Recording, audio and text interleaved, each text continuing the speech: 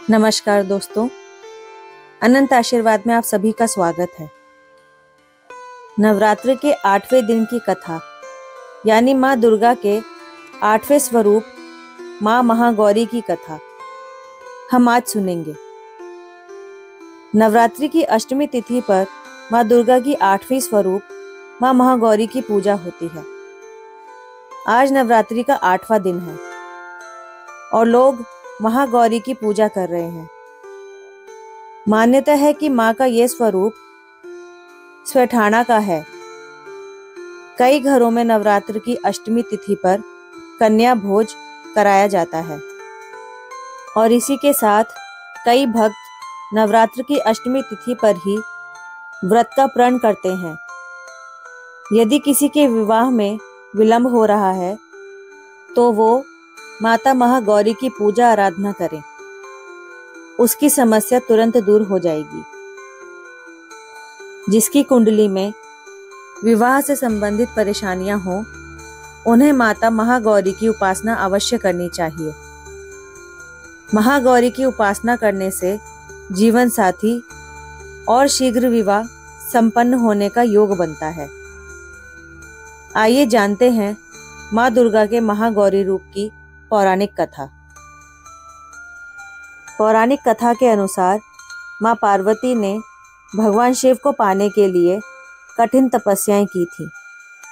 हजारों वर्ष तक माता ने अन्न जल ग्रहण नहीं किया, जिससे उनका शरीर काला पड़ गया था। माता की तपस्या से प्रसन्न होकर भगवान भोलेनाथ ने उन्हें अपनी पत्नी के रूप में स्वीकार किया और गंगा जल उन पर डालकर उनको अत्यंत कांतिमान बना दिया। इस वजह से पार्वती के स्वरूप को महागौरी कहा जाता है। मान्यता है कि माता के इस स्वरूप की पूजा विधिवत करने से सौंदर्य की प्राप्ति होती है। हर घर में सुख समृद्धि का वास होता है। पर महागौरी के वर्ण को लेकर एक और अन्य कथा भी है, जिसके अनुसार माँ को अपना ये रूप ब्रह्मा जी के आशीर्वाद से मिला है। काल रात्रि के रूप में सभी राक्षसों का वध करने के बाद भोलेनाथ ने देवी पार्वती को काली कहकर चिढ़ाया। इस पर माता ने उत्तेजित होकर ब्रह्मा जी की कड़ी तपस्या की।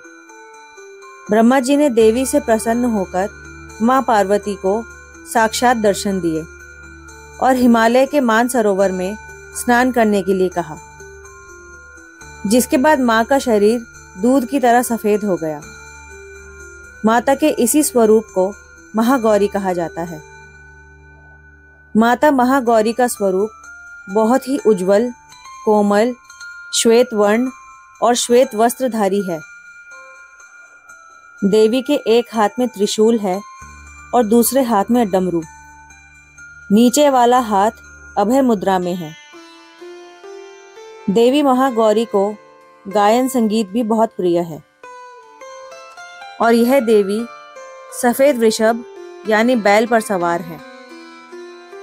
माता का काल रात्रि स्वरूप जितना भयंकर है, उतना ही महागौरी का स्वरूप शांत और दृष्टिगत है।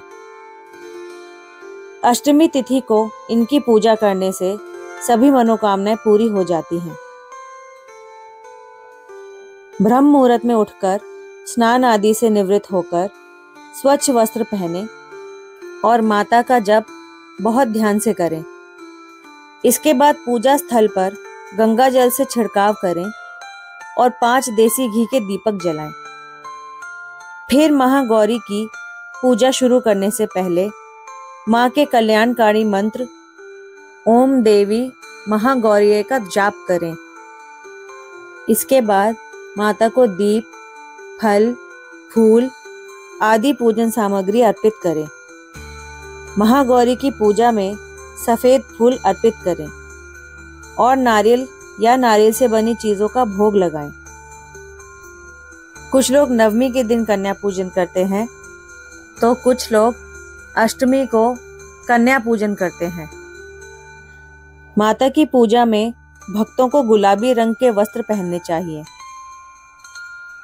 तो दोस्तों, यह थी माँ महागौरी की एक छोटी सी कथा।